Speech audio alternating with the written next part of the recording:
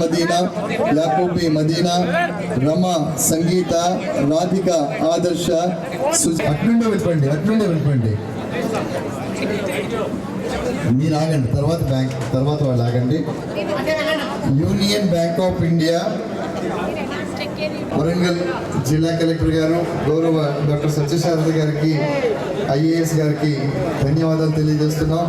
అలాగే నర్సంపేట ప్రజల పక్షాన ఈ చక్కటి భవంతిని నిర్మించినటువంటి పెద్దలు గౌరవనీయులు కేఎస్కే ప్రసాద్ ఈఈ గారికి, డిఎంఎండ్హెచ్ శ్రీమతి కొండ సురేఖ గారికి, అలాగే సభాధ్యక్షత వహించినటువంటి పెద్దలు గౌరవనీయులు శ్రీ దొంతి మాధవరెడ్డి గారికి, లోక్సభ సభ్యులు పూరిక బలరాం నాయక్ గారికి, శాసన మండలి సభ్యులు గౌరవ బసవరాజ్ సారే గారికి, శాసన మండలి సభ్యులు గౌరవనీయులు రేవు ఆర్ నాగరాజ్ గారు శాసనసభ్యుల వారికి,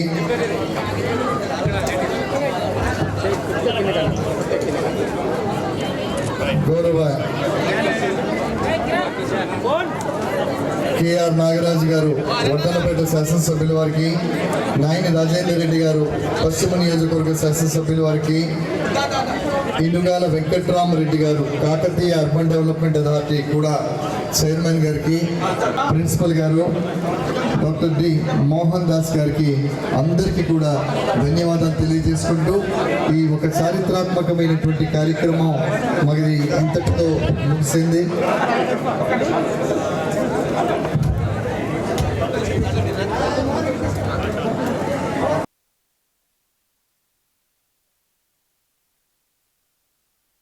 పరిస్థితిలో వెనకడుగేయదు.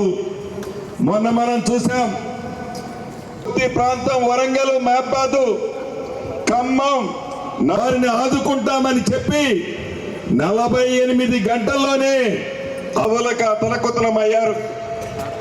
ఆ వరదల్ని ప్రత్యక్షంగా కాపాడిన ప్రభుత్వం ఈ ప్రభుత్వం. గతంలో కూడా ఇటువంటి విపత్తు సంవత్సరాల తర్వాత కూడా ఆ 10,000 ఇవ్వలేని ప్రభుత్వము ప్రజలకు అండగా ఉండి చెప్పిన దాన్ని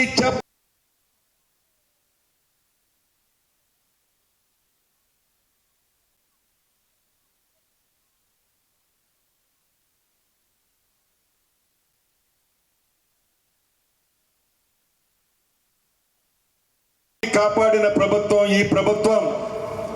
గతంలో కూడా ఇటువంటి విపత్తు సంవత్సరాల తర్వాత కూడా ఆ 10,000 ఇవ్వలేని ప్రభులకు అతలకుతలమయ్యారు.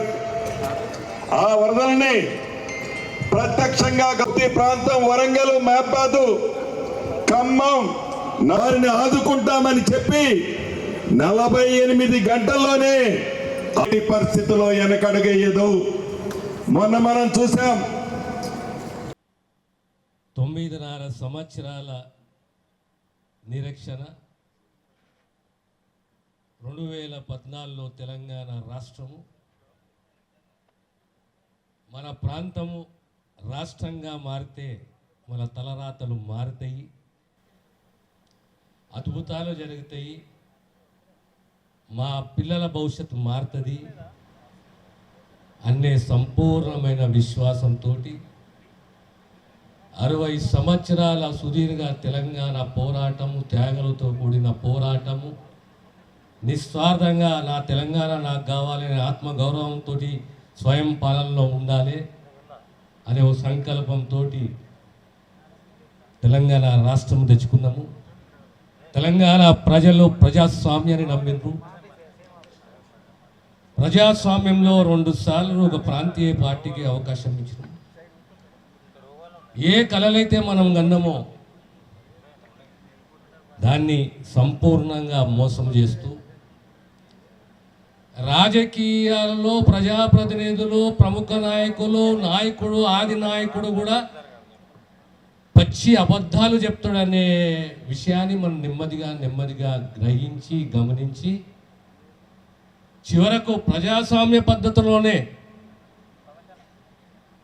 మనకున్న ఆ తిక్కనే కానీ, ఆ కోపమే కానీ, ఆ అన్యాయాన్ని ప్రజాస్వామ్యంలో ఓటు పద్ధతిలో చూపెట్టి తిరిగి ఆ కాంగ్రెస్ పార్టీ మమ్మల్ని కాపాడుతుంది, మాకు సేవ చేస్తుంది, గత చరిత్ర కాంగ్రెస్ మాకు చేసిందని సంపూర్ణమైన విశ్వాసంతో మీరు కాంగ్రెస్ పార్టీని గెలిపించింది. ఈరోజు రేవంత్ రెడ్డి గారి నాయకత్వంలో అన్ని రంగాలలో మాటిచ్చి నా మాట నిలబెట్టుకునే ప్రయత్నంలో మేమున్నాము.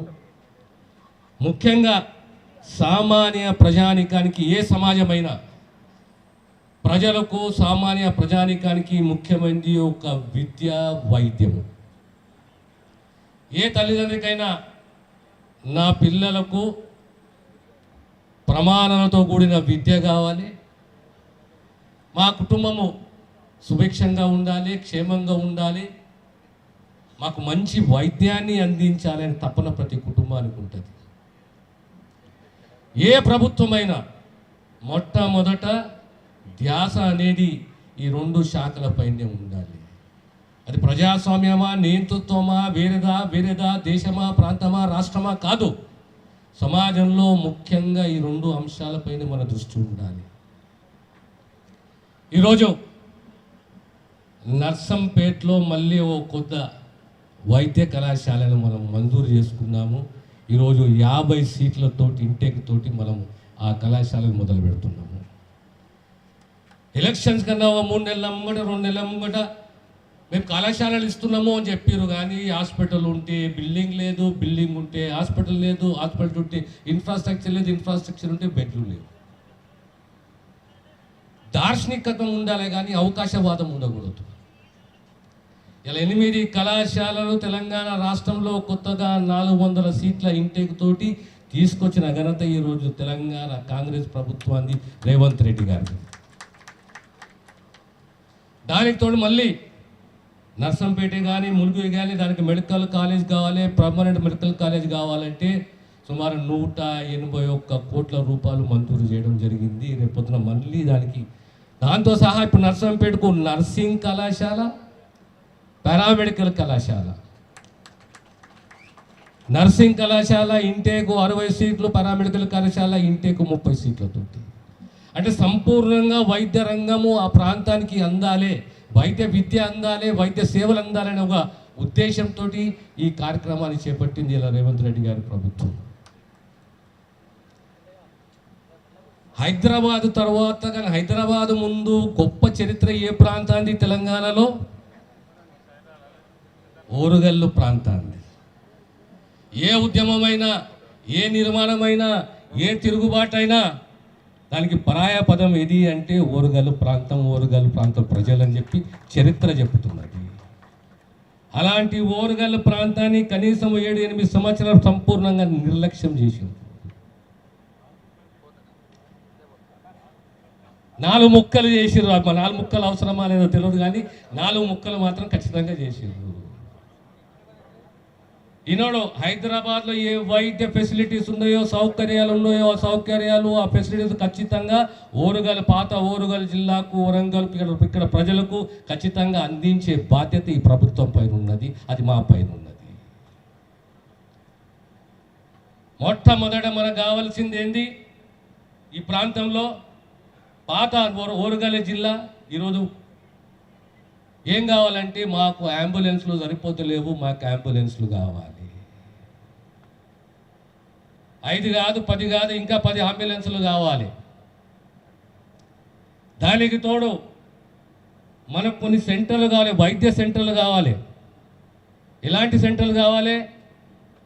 బ్రెయిన్ డెడ్ ఉంటే ట్రాన్స్ప్లాంట్ చేసుకునే సెంటర్ కావాలి.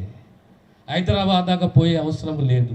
ఒక కిడ్నీ ట్రాన్స్ప్లాంట్ ఎక్కడ చేసుకోవాలి? మా వరంగల్లో మేము చేసుకున్నాము, మా ఓరుగల్ జిల్లాలో మేము చేసుకున్నాము.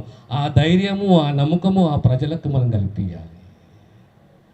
ట్రాన్స్ప్లాంట్ సెంటరే కానీ, IVF సెంటరే కానీ, గెరియాట్రిక్ సెంటరే కానీ, ట్రామా సెంటర్. యాక్సిడెంట్ అయింది, నేను మళ్ళీ హైదరాబాద్ పోవాలి. హైదరాబాద్ పోయే అవసరం ఏముంది నీకు? ప్రజలకు 100% ఎలాంటి సూపర్ స్పెషాలిటీ ట్రీట్మెంట్ అయినా ఓరుగల్లు జిల్లా, వరంగల్లో జరగాలి. ఆ ప్రాంత ప్రజలకు అందరికీ ఆ ట్రీట్మెంట్ జరగాలి. ఆ దిశగా ఆ సెంటర్లను ఏర్పాటు చేస్తామనే విషయాన్ని మీకు సౌనీయంగా తెలియజేస్తున్నాను. దానికి తోడు రిక్రూట్మెంట్ 4000 ప్రొఫెసర్లే కానీ, అసోసియేట్ ప్రొఫెసర్లే కానీ, అసిస్టెంట్ ప్రొఫెసర్లే కానీ, ట్యూటర్సే కానీ, సీనియర్ రెసిడెంట్సే కానీ అందరు ఎక్కడ కూడా భర్తీలు, ఎక్కడ ఖాళీలు ఉండకూడదు, భర్తీలు కావాలి. 9.5 సంవత్సరాలు ఎక్కడ కూడా ట్రాన్స్ఫర్ చక్కగా జరగలేదు. కానీ ఈ ప్రభుత్వం వచ్చిన తర్వాత 40% ట్రాన్స్ఫర్లు పారదర్శకంగా చేసిన చరిత్ర ఇలా రేవంత్ రెడ్డి గారి ప్రభుత్వానికి. 27,000 మంది నర్సులకు పోస్టులు ఇచ్చిన చరిత్ర కాంగ్రెస్ ప్రభుత్వానికి. మళ్ళీ నిన్ననే నోటిఫికేషన్ జారీ చేసినాము, 2,050 మంది నర్సింగ్ పోస్టులు భర్తీ చేయబోతున్నాం త్వరలోనే. ఇంకా 1,200 ల్యాబ్ టెక్నీషియన్ పోస్టులు భర్తీ చేయబోతున్నాం మన రాష్ట్రంలో. ఎక్కడ కూడా ఒక సామాన్యుడికి కారు ఉండదు, సామాన్యుని వాహనము నడక లేకపోతే, సైకిల్ లేకపోతే, ఆర్టీసీ బస్సు లేకపోతే ఓ ఆటో. సామాన్యుడు ఒక సబ్ సెంటర్కే కానీ, ఓ ప్రైమరీ హెల్త్ సెంటర్కే కానీ పోవాలంటే 20 నిమిషాలలో ఖచ్చితంగా పోయే రకంగా ప్రభుత్వం ఆలోచన చేస్తున్నది. అక్కడ నుంచి సిఎస్సికో, ఏరియా హాస్పిటల్కో 20 అర్ధగంటలు పోవాలి, లేదా డిస్ట్రిక్ట్ హాస్పిటల్కో, టీచింగ్ హాస్పిటల్కో 40 నిమిషాలు, 35 నిమిషాలు చేరాలనే విషయంగా మా ప్రయత్నం ఉన్నది, మా ఆలోచన ఉన్నది. ఆనాడు 108, 104, 102 అంటే ఎవరు గుర్తొస్తారు మనకు? రాజశేఖర్ రెడ్డి గారు గుర్తొస్తారు. ఆరోగ్యశ్రీ ట్రస్ట్, ఆరోగ్యశ్రీ పథకం మనకు గుర్తొస్తుంది. ఆరోగ్యశ్రీ ఆనాడు 2007-8లో మొదలుపెట్టిరు. ఆ తర్వాత 2014 తర్వాత ఇప్పటి వరకు ఎక్కడా ప్రొసీజర్స్ పెరగలేదు, దాని యొక్క రేట్లు పెరగలేదు. కానీ రేవంత్ రెడ్డి గారు ప్రభుత్వం వచ్చిన తర్వాత 40% రేట్లు ప్రొసీజర్ మీద పెంచిన ఘనత ఈ కాంగ్రెస్ ప్రభుత్వాన్ని, మన ముఖ్యమంత్రి గారిది. సుమారు 400 కోట్ల రూపాయలు అదనపు ఖర్చు అవుతుంది. కానీ వెనుకంజ వెయ్యలేదు, వెనకాడలేదు, ఖచ్చితంగా చేస్తాం, మనం చేసి చూపెట్టినాము. రేపొద్దున కూడా మళ్ళీ చెప్తున్నాను మీకు, ఈ ప్రాంతము పాత వరంగల్ జిల్లా, ఇలా ములుగుకు ఒక మెడికల్ కాలేజ్ వచ్చింది, నర్సంపేటకు ఒక మెడికల్ కాలేజ్ వచ్చింది, ఇలా 8 మెడికల్ కాలేజ్ వచ్చినాయి. కానీ వరంగల్ హబ్బుగా ఉండాలి, వరంగల్ హెల్త్ యాక్టివిటీకి హబ్బుగా ఉండాలి. ఆ దిశగా రాబోయే 6 నెలలు 9 నెలల్లో ఏ సెంటర్లు, ఏ డిపార్ట్మెంట్లు కావాలో ఆ డిపార్ట్మెంట్లను అన్నిటిని కూడా మంజూరు చేసి, ఎక్కడ కూడా డాక్టర్ల కొరత లేదు, వైద్య సిబ్బంది కొరత ఉన్నదని కంప్లైంట్ రాకూడదు. ఒక పేషెంట్ మాకు బరువు కాదు, మా క్లయింట్, మా కస్టమర్, మా దేవుడుగా మేము భావించాలి. నా దగ్గరకు ఒక క్లయింట్ వచ్చిండు, సామాన్యుడు వచ్చిండు, హాస్పిటల్కి వచ్చిండు, గవర్నమెంట్ హాస్పిటల్కి వచ్చిండు. ఆ సామాన్యుని గౌరవిస్తూ ట్రీట్మెంట్ చేసి సంపూర్ణంగా నమ్మకం కల్పించి పంపాలి. ఆ బాధ్యత ప్రభుత్వాన్ని, ఆ బాధ్యత ఆ సూపరింటెండెంట్ది, ఆ బాధ్యత ఆ హాస్పిటల్ అందరు డాక్టర్లది. ఆ దిశగా మా ప్రయత్నం ఉంటుంది. దానికి తోడు సి సెక్షన్స్ తగ్గించాలి. 10 సంవత్సరాలు అయింది, మనం పేపర్ ఈ మధ్యలో చదివినాం. ముఖ్యమంత్రి గారు అసెంబ్లీలో ప్రకటించిండు, మేము 2,000 కోట్ల రూపాయలతోటి ఉస్మానియా కొత్త హాస్పిటల్ నిర్మిస్తున్నాము అని చెప్పేసి. ఉస్మానియా హాస్పిటల్ అంటే సుమారు 60-70 సంవత్సరాల చరిత్ర ఉన్న ఉస్మానియా హాస్పిటల్, దాన్ని పట్టించుకున్న నాదుడు లేడు. కానీ ఈరోజు మన ముఖ్యమంత్రి గారు ప్రకటించారు, మేము 2,000 కోట్ల రూపాయలతోటి ఉస్మానియా కొత్త హాస్పిటల్ గోషామాయిల్ స్టేడియంలో 30 ఎకరాలలో నిర్మించబోతున్నాము అని చెప్పేసి. ఇదే జూడా డాక్టర్స్ స్ట్రైక్ చేస్తే కూర్చోబెట్టి మాట్లాడి, అయ్యా మీ డిమాండ్స్ ఏమున్నాయి, మీ ఇబ్బందులు ఏమున్నాయి, ప్రభుత్వం మీతో మాట్లాడడానికి సిద్ధంగా ఉంది, మీరు చెప్పండి అంటే, సార్ మేము 30 ఏళ్ళ నుంచి అడుగుతున్నాం, మాకు ఒక హాస్టల్ బిల్డింగ్ కావాలి ఉస్మానియా మెడికల్ కాలేజ్కు, మాకు హాస్టల్ బిల్డింగ్ కావాలి గాంధీ మెడికల్ కాలేజ్కు అంటే పట్టించుకునే నాదుడు లేడు. మన 205 కోట్ల రూపాయలతోటి హాస్టల్ బిల్డింగ్ ఉస్మానియా మెడికల్ కాలేజ్కు, గాంధీ మెడికల్ కాలేజ్కు మంజూరు చేసినాము, శంకుస్థాపన చేసిన విషయాన్ని కూడా మీకు సగౌరవంగా మీకు తెలియజేస్తున్నాను. ప్రభుత్వ బాధ్యత ఏంటి అంటే, మెడికల్ ఎడ్యుకేషన్ వచ్చే వరకు క్వాలిటీ ఎడ్యుకేషన్ ఉండాలి. ఆ పిల్లలకు అన్ని సౌకర్యాలు కల్పించాలి. ఇది ప్రైవేట్ మెడికల్ కాలేజ్ కాదు, ప్రభుత్వ మెడికల్ కళాశాల. క్వాలిటీ ఎడ్యుకేషన్ కల్పించాలి. ప్రతి కుటుంబంలో వైద్యం తెలిసి ఉండాలి. ప్రతి గ్రామంలో కనీసం 10-20 మంది నర్సులు, ల్యాబ్ టెక్నీషియన్ బయటికి రావాలి. ఆ దిశగా ప్రభుత్వం ఆలోచన చేస్తున్నది, రేపొద్దున ఆచరిస్తుంది. ఈరోజు మీరు రిక్రూట్మెంట్ చూసారు, 4,000 మంది ప్రొఫెసర్లు, అసిస్టెంట్ ప్రతి ఒక్కరు నియమించుకుంటూ పోతూనే ఉన్నాము. రాబోయే కాలంలో కూడా ఎక్కడ ఏ హాస్పిటల్లో కూడా సిబ్బంది కొరత ఉన్నదని కంప్లైంట్ ప్రభుత్వానికి రాకూడదు. సో మాకు దక్షిణ తెలంగాణ కానీ, ఉత్తర తెలంగాణనే కానీ, పశ్చిమ తెలంగాణనే కానీ, ఈస్ట్ వెస్ట్ నార్త్ సౌత్లో సూపర్ స్పెషాలిటీ స్థాయిలో ఒక 1,500 పడకల hospital, emergency trauma centre emergency department అంటే ఇక్కడ యాక్సిడెంట్ జరిగిన గంట గోల్డెన్ అవర్ అంటారు, ఆ గోల్డెన్ అవర్లో ట్రీట్మెంట్ జరగాలి. అలాంటి ట్రామా సెంటర్లు ఏర్పాటు చేయబోతున్నాము. వరంగల్కి ఇంకోటి కొత్త క్యాన్సర్ ట్రీట్మెంట్ సెంటర్ తీసుకురాబోతున్నాము. సుమారు 25-30 కోట్ల రూపాయలతోటి వరంగల్కు క్యాన్సర్ ట్రీట్మెంట్ సెంటర్ తీసుకురాబోతున్నాము. ఒక క్యాన్సర్ హబ్ ఇది ఎంఎన్జే హబ్. దాని కింద వరంగలే కానీ, రిమ్సే కానీ, లేదా సంగారెడ్డియే కానీ, నిజామాబాదే కానీ, ఇట్లా 4-5 క్యాన్సర్ ట్రీట్మెంట్ సెంటర్స్ ఉండాలి. ఈ రకంగా ప్రభుత్వానికి ఆలోచనలు ఉన్నాయి. రాత్రి అయ్యే పనులు కావు, కానీ ఒక దార్శనికత్వం ఉండాలి, ఓ ఆలోచన శక్తి ఉండాలి, ఇంప్లిమెంట్ చేసే సత్తా ఉండాలి. అబద్ధాలు కాదు. మాటకారులు చాలా మాట్లాడతారు కానీ మీడియాకే పరిమితం అవుతారు, ట్విట్టర్లకే పరిమితం అవుతారు, ఇన్స్టాగ్రామ్లకే పరిమితం అవుతారు. కానీ ఒక్కటే ప్రశ్న, మీరు 10 ఏళ్ళు పరిపాలించి ఒక్కరోజు ఆరోగ్యశ్రీలో ఒక కొత్త ప్రొసీజర్ తీసుకురాలేదు, రేట్లు మీరు పెంచలేదు. కానీ ఈ ప్రభుత్వ రంగానే 6 మాసాలు 4 మాసాల రేట్లు పెంచిన, ప్రొసీజర్లు పెంచినవే. ఈ ఆరోగ్యశ్రీ సంబంధం ఎవరికి సంబంధించింది? ఇది పేదవానికి సంబంధించింది. మీ అందరితోటి కూడా ఒకటి మళ్ళీ మాధవని ఆహ్వానిస్తే మా మాధవరెడ్డి గారు ఖచ్చితంగా మళ్ళీ నర్సంపేటకు వచ్చి నర్సింగ్ కాలేజ్కు ఫౌండేషన్, కొత్త మెడికల్ కాలేజ్కు ఫౌండేషన్, ఆ తర్వాత వరంగల్లో ఖచ్చితంగా ఐవీఎఫ్ సెంటరు, ట్రామా సెంటరు,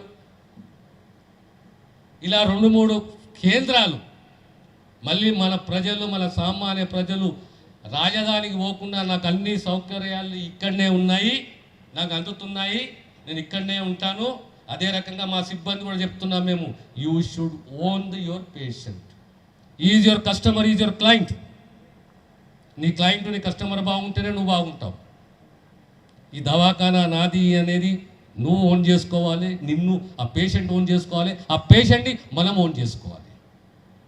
అప్పుడే వైద్య రంగము ఆ పేద ప్రజలకు న్యాయం చేసిన వాళ్ళం అవుతాం. కానీ మరొకసారి మా మానవులకు నేను అభినందనలు తెలియజేస్తున్నాను. ఈరోజు సుమారు 8 నెలలు పట్టింది ఈ 8 మెడికల్ కళాశాలలు మంజూరు చేయాలంటే ఆలోచన చేస్తున్నాము. హాస్పిటల్ ఉన్నదా? హాస్పిటల్ లేకపోయి. ఎన్ని బెడ్ల హాస్పిటల్ ఉన్నది? 30 బెడ్ల హాస్పిటల్ ఉన్నది. హాస్పిటల్కు మరి కాలేజ్ బిల్డింగ్ ఉందా? కాలేజ్ బిల్డింగ్ లేకపోయి. ఎన్ఎంసీ ఏమంటున్నది? 50 సీట్ల ఇంటేక్ అంటే 220 పడకల హాస్పిటల్ కావాలి. మళ్ళీ హాస్పిటల్ అయితే హాస్టల్ బిల్డింగ్ ఎక్కడ? హాస్టల్ బిల్డింగ్ అయితే మళ్ళీ కాలేజ్ బిల్డింగ్ ఎక్కడ అని చెప్పి ఈ సమస్యలను ఎదుర్కొని గాలికి జీవో ఇచ్చారు, కానీ ఇక్కడ బాధ్యత వహించలేదు. కానీ బాధ్యత వహించి మాట నిలబెట్టుకోవాలనే ఉద్దేశంతో 88 కొత్త కళాశాలలు తీసుకురావడం జరిగింది. మీ అందరి ఆశీస్సులతోటి ముఖ్యమంత్రి గారి నాయకత్వంలో వైద్య రంగంలో సామాన్యునికి ఖచ్చితంగా మెరుగైన సేవలు అందిస్తామని చెప్పి తెలియజేస్తూ నమస్కరిస్తాను. థ్యాంక్ యూ అన్నగారు. హృదయపూర్వక నమస్కారాలు, వందనాలు. చాలా సంతోషం. ఇప్పుడే మంత్రులం అందరం కలిసి మీ ఎమ్మెల్యే గారి సారథ్యంలో మెడికల్ కాలేజీని 160 బెడ్ల హాస్పిటల్ని ఓపెనింగ్ చేసుకోవటం జరిగింది. మొదటి బ్యాచీగా 50 మంది అడ్మిషన్ కూడా అయింది. రాబోయే కొద్ది రోజుల్లో క్లాసులు కూడా స్టార్ట్ కాబోతున్నాయి. వారందరికీ కొత్త బ్యాచీ మెడికోస్ అందరికీ కూడా రాష్ట్ర ప్రభుత్వ పక్షాన అభినందనలు తెలియజేస్తూ, ఏదైతే కొత్త కాలేజ్ ఉందో ఈ కొత్త కాలేజీకి కావలసిన అన్ని ఫ్యాకల్టీస్, అన్ని ఫెసిలిటీస్ ఈ ప్రభుత్వం ఇవ్వటానికి ఉంది. మాటలతో కాకుండా చేతలతో ప్రతి కార్యక్రమం గౌరవ ముఖ్యమంత్రి రేవంత్ రెడ్డి గారి నాయకత్వంలోని ఈ ప్రభుత్వం తెలంగాణ రాష్ట్రంలో ఇచ్చిన హామీలతో పాటు సందర్భాన్ని బట్టి ఇవ్వని హామీలను కూడా చేసే దిశగా మన ప్రభుత్వం ఈనాడు ప్రయాణం చేస్తుంది. కొన్ని విషయాలు ఇది వేదిక అవునా కాదా అన్నది ఒక నిమిషం పక్కన పెడితే కొన్ని విషయాలు మనం నిజాలు మాట్లాడుకోవాల్సిన అవసరం ఉంటుంది. మార్పు కావాలని ఇందిరమ్మ రాజ్యాన్ని తెచ్చుకున్న తర్వాత గౌరవ ముఖ్యమంత్రి రేవంత్ రెడ్డి గారి నాయకత్వంలోని ఈ ప్రభుత్వం ఎన్నికల ముందు ఇచ్చిన 6 గ్యారంటీల్లో భాగంగా ఇందాక అక్క చెప్పిన కొన్ని కార్యక్రమాలతో పాటు విద్యకి వైద్యానికి పెద్దపీట వేసి రాజీవ్ ఆరోగ్యశ్రీ కార్యక్రమాన్ని నిరుపేదలకి 10 లక్షల రూపాయల వైద్యం కోసం ఉచితంగా ఇస్తున్న ప్రభుత్వం మీ ఇందిరమ్మ ప్రభుత్వం. అంతేకాదు అనేక కార్యక్రమాల్లో విద్య విషయంలో కూడా అమ్మ ఆదర్శ పాఠశాలను ఏర్పాటు చేసి కమిటీలు ఏర్పాటు చేసి ఆ కమిటీల ద్వారా సుమారు 657 కోట్ల రూపాయలు ఖర్చు పెట్టి విద్య పట్ల ఈ ప్రభుత్వం యొక్క చిత్తశుద్ధి ఎలా ఉందో మీరు ప్రత్యక్షంగా ఈ ప్రభుత్వం యొక్క ఆలోచన ఏంటో మీరు ఈ విద్యా సంవత్సరం నుంచి చూస్తున్నారు. ఇందాక మాధవరెడ్డి గారు చెప్పినట్లు 119 నియోజకవర్గాల్లో ఇంటిగ్రేటెడ్ స్కూల్స్ని కట్టించాలని ఒక్కొక్క ఇంటిగ్రేటెడ్ స్కూలు 100 నుంచి 110 కోట్ల రూపాయలు అవుతుంది. 25 ఎకరాలలో అన్ని కులాలు అన్ని మతాలకి సంబంధించిన హాస్టల్స్ స్కూల్స్ కాలేజీలు ఆ ఇంటిగ్రేటెడ్ ప్రెమిసెస్లోనే ఉండే విధంగా అటువంటి స్కూల్స్ని ఇంటిగ్రేటెడ్ స్కూల్స్ని ఈ ప్రభుత్వం అతి కొద్ది రోజుల్లోనే రాష్ట్రంలో శ్రీకారం చుడుతుంది. దాంట్లో మీ శాసనసభ్యులు ఎలా ఊకోరు గట్టిగా పట్టుబడతాడు. తప్పకుండా మంత్రులతో సమానంగానే నర్సంపేట కూడా మొదటి లిస్టులోనే ఇంటిగ్రేటెడ్ స్కూల్స్కి సంబంధించింది శాంక్షన్ కూడా రాబోతుంది. అంతేకాదు మరికొద్దిసేపట్లో మనం తాగునీరుకు సంబంధించిన ప్రాజెక్టును కూడా శంకుస్థాపన చేసుకోబోతున్నాం. గతంలో మనం చూసాం, ఇది విమర్శ కాదు.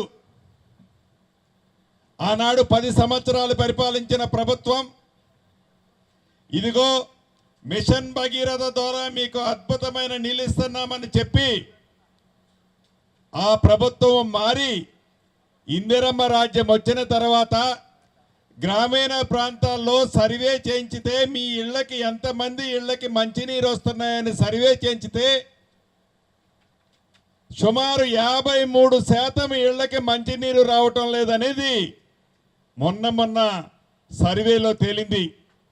అంటే ఆ ప్రభుత్వం మిషన్ భగీరథ సుమారు 46,000 కోట్లు ఖర్చు పెట్టి ఏదైతే మిషన్ భగీరథ కార్యక్రమాన్ని అద్భుతంగా చేశామని చెప్పిన ఆనాటి పెద్దల కార్యక్రమం ప్రజల కోసం చేశారా, వారి ఖజానా నింపుకోవడం కోసం చేశారా అన్నది సామాన్య ప్రజలని మొన్న అడిగినప్పుడు అర్థమవుతుంది. దాన్ని ఆర్భాటాలకో గొప్పలు చెప్పుకోకుండా నిజాన్ని ప్రజలకు తెలియచేసి ఏ గ్రామాల్లో అయితే ఏ పట్టణాల్లో అయితే ఏ నియోజకవర్గాల్లోనైతే మంచినీరు ఇప్పటికీ ఇవ్వలేకపోతున్నామో అటువంటి గ్రామాలకి తప్పకుండా మంచినీరు ఇవ్వాలన్నదే ఈ ప్రభుత్వం యొక్క చిత్తశుద్ధి. గౌరవ ముఖ్యమంత్రి రేవంత్ రెడ్డి గారి నాయకత్వంలోని ఈ ప్రభుత్వం రైతన్నల విషయంలో మొన్న బడ్జెట్లో చూశారు, సుమారు 72,000 కోట్ల రూపాయలు కేవలం వ్యవసాయానికి సంబంధించిన పద్ధతుల కోసం ఈ బడ్జెట్లో ప్రవేశపెట్టడం జరిగింది. ఇందిరమ్మ రాజ్యం వస్తే రైతన్నలకు 2 లక్షల రూపాయల రుణమాఫీ చేస్తామని చెప్పిన మాట నిజం. దాంట్లో భాగంగా కేవలం 27 రోజుల్లో 18,000 కోట్లు 23 లక్షల మంది రైతన్నలకి ఇచ్చిన ప్రభుత్వం కూడా ఇందిరమ్మ రాజ్యంలో మీ ప్రభుత్వం, గౌరవ ముఖ్యమంత్రి రేవంత్ రెడ్డి గారి నాయకత్వంలోని ప్రభుత్వం. ఇంకా ఇవ్వాల్సి ఉంది 12,500 నుంచి 13,000 కోట్లు. వివిధ కారణాల చేత, టెక్నికల్గా కొన్ని సమస్యల చేత డబ్బు ఇవ్వలేదు తప్ప వాటిని కూడా రాబోయే కొద్ది రోజుల్లో పరిష్కరించి అన్న మాట ప్రకారం 31,000 కోట్ల రూపాయలకి ఇంకా కావాలంటే 200-300 కోట్లు ఎక్కువైనా పర్వాలేదు, అర్హులైన ప్రతి రైతన్నకి ఈ ప్రభుత్వం చిత్తశుద్ధితో 2 లక్షల రూపాయల వరకు రుణమాఫీ చేస్తుంది. ఇది జీర్ణించుకోలేని ప్రతిపక్షమని చెప్పుకుంటున్న నాయకులు ఈరోజు వారి 10 సంవత్సరాలలో ఏం చేశారో మనకు తెలియంది కాదు. కేవలం గుడ్డ కాల్చి ఈ ఇందిరమ్మ ప్రభుత్వం, ఈ పేదోడు ప్రభుత్వం మీద గుడ్డ కాల్చి వేసి చూపిస్తున్నారు తప్ప వారిలో చిత్తశుద్ధి ఎంతుందో, వారు ఆ 10 సంవత్సరాల్లో ఎలగబెట్టినాడు, వారి పరిపాలన ఎలా ఎలగబెట్టారో ప్రత్యక్షంగా మనం చూసాం. ఇందాక అక్క చెప్పింది, నా ఆడబిడ్డల్ని తెలంగాణ రాష్ట్రంలో ఇప్పటి వరకు వివిధ గ్రూపుల్లో 63,000 మంది ఉన్నారు. రాబోయే రోజుల్లో 1,00,000 మంది ఆడబిడ్డల్ని 63 లక్షల మంది ఉన్నారు. రాబోయే రోజుల్లో 1,00,00,000 మందిని 1,00,00,000 రూపాయలు కోటీశ్వరులను చేసే ప్రభుత్వం కూడా ఇందిరమ్మ ప్రభుత్వం. ఆ దిశలో ఈనాడు ఈ ప్రభుత్వం పనిచేస్తుందన్నది మీరు మర్చిపోవద్దు. ఒకటైతే నిజం, ఇది పేదోడి ప్రభుత్వం. ఇందిరమ్మ ప్రభుత్వంలో రాబోయే కొద్ది రోజుల్లోనే, అంటే ఈ నెలాఖరులో కానీ వచ్చే నెల మొదటి వారంలో కానీ తెల్ల రేషన్ కార్డులు, అదే రకంగా ఆరోగ్యశ్రీ కార్డులు 2 విడివిడిగా స్మార్ట్ కార్డ్స్ అర్హులైన ప్రతి ఒక్కళ్ళకి ఈ ప్రభుత్వం ఇవ్వనుంది. అదే రకంగా ఇందిరమ్మ ఇల్లు ప్రతి నియోజకవర్గానికి తక్కువలో తక్కువ 3,500 చొప్పున సుమారు 4,50,000 ఇళ్ళు మొదటి విడతగా ఈ ప్రభుత్వం శాంక్షన్ చేసింది. ఈ వర్షాకాలం తగ్గే లోపే వాటికి కూడా ప్రతి ఇంటికి ముగ్గు పోసుకునే కార్యక్రమాన్ని ఈ ప్రభుత్వం చేపట్టబోతుంది. అంటే ఈ ప్రభుత్వం యొక్క చిత్తశుద్ధి, ఈ ప్రభుత్వం యొక్క నిజాయితీ, చెప్పిన మాటని ఎలా ప్రజలకు ఇవ్వాలి అనే ఆలోచన నిరంతరము గౌరవ ముఖ్యమంత్రి గారు రేవంత్ రెడ్డి గారు కానీ, కేబినెట్ మంత్రులను కానీ, మా శాసన సభ్యులు కానీ, మా కార్యకర్తలు కానీ, ఇది మాయలు చెప్పే ప్రభుత్వం కాదు, చేతలు చేసే ప్రభుత్వం. ఇది ఇందిరమ్మ ప్రభుత్వం అంటేనే మాటలతో కాలయాపన చేసే ప్రభుత్వం కాదు అనేది ఈనాడు ప్రతిపక్షమని చెప్పుకుంటున్న వారికి జీర్ణించుకోలేక ప్రతి దాన్ని రాద్ధాంతం చేస్తూ, ప్రతి దాన్ని ఈస్మాన్ కలర్లో చూపిస్తూ, వారు ఏవైతే తప్పులు చేశారో ఆనాడు, ఏవైతే ప్రాజెక్టుల పేరుతో నీటిపారుదల శాఖలో 1,00,000 కోట్ల పైగా అవినీతి చేశారో, మిషన్ భగీరథలో 15,000 నుంచి 20,000 కోట్లు ఏదైతే అవినీతి చేశారో, ఈ చేసిన అవినీతిని కప్పిపుచ్చుకోవడం కోసం పచ్చ కామెరలు వచ్చినోడికి దేశమంతా పచ్చగా ఎలా కనపడుద్దో, వారు చేసిన తప్పులు, వారు చేసిన అవినీతులు, వారు చేసిన పరిపాలన ప్రజలు ఎలా అవహేళన చేసుకున్నారో అదే ఇప్పుడు కూడా ఉంది అనుకొని ఆ భ్రమలో జీవిస్తున్నారు ఈనాటి ప్రతిపక్షమని చెప్పుకుంటున్న పార్టీ వారు. ఒకటి నిజం, 6 గ్యారంటీతో పాటు అర్హులైన ప్రతి ఒక్కరికి కష్టంలో ఉన్నప్పుడు ఈ ప్రభుత్వం ఆదుకునే దాంట్లో ఎట్టి పరిస్థితుల్లో వెనకడుగేయదు. మొన్న మనం చూసాం, గడిచిన 100 సంవత్సరాలలో అంత పెద్ద ఎత్తున వరద వచ్చిన సందర్భం ఈ ప్రాంతంలో లేదు. ముఖ్యంగా ములుగు, భద్రాద్రి కొత్తగూడెం, కొద్ది ప్రాంతం వరంగల్, మహబాద్, ఖమ్మం, నల్గొండ, సూర్యాపేట జిల్లాలలో ఆ ప్రాంత ప్రజలందరూ వరదలకు అతలకుతలమయ్యారు. ఆ వరదల్ని ప్రత్యక్షంగా గౌరవ ముఖ్యమంత్రి గారు పర్యవేక్షించి మంత్రులమంతా నిత్యము ప్రజలకు అండగా ఉండి చెప్పిన దాన్ని చెప్పని దాన్ని ప్రతి దానికి ప్రజలకు అండగా ఉండి కాపాడిన ప్రభుత్వం ఈ ప్రభుత్వం. గతంలో కూడా ఇటువంటి విపత్కాల పరిస్థితుల్లో ఆనాడు 10 సంవత్సరాలు పరిపాలించేటప్పుడు వారు కూడా చాలా హామీలు ఇచ్చి ప్రతి ఎకరాకి 10,000 ఇస్తానని చెప్పి 4 సంవత్సరాల తర్వాత కూడా ఆ 10,000 ఇవ్వలేని ప్రభుత్వం ఆనాటి ప్రభుత్వం. ఈ ప్రభుత్వం నష్టపోయింది అని తెలిసి వారిని ఆదుకుంటామని చెప్పి 48 గంటల్లోనే ఆదుకున్న ప్రభుత్వం మన ప్రభుత్వం, ఇందిరమ్మ ప్రభుత్వం. అంటే చేతల ప్రభుత్వానికి, మాటల ప్రభుత్వానికి, చిత్తశుద్ధున్న ప్రభుత్వానికి, అబద్ధాల ప్రభుత్వానికి ఎంత తేడా ఉంటుందో ఒక్కసారి మీరు గమనించాలి.